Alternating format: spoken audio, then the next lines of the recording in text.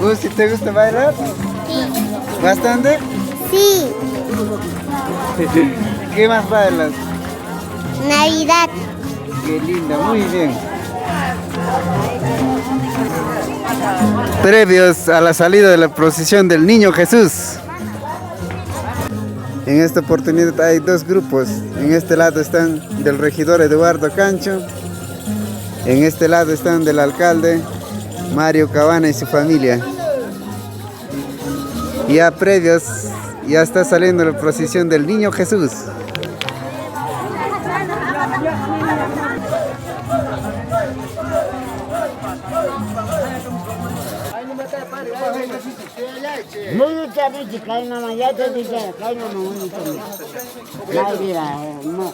La procesión es tradicionalmente cargada por los niños.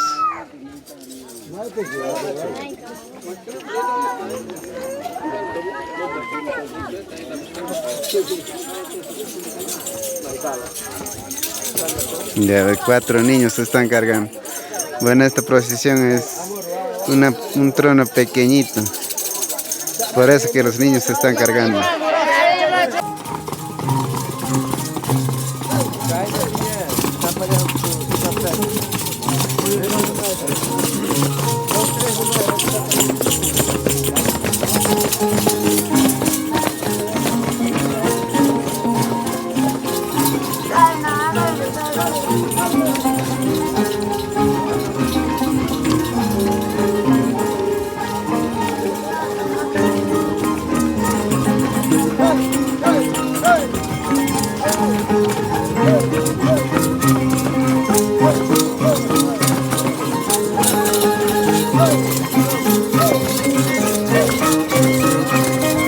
En el otro lado está el otro grupo.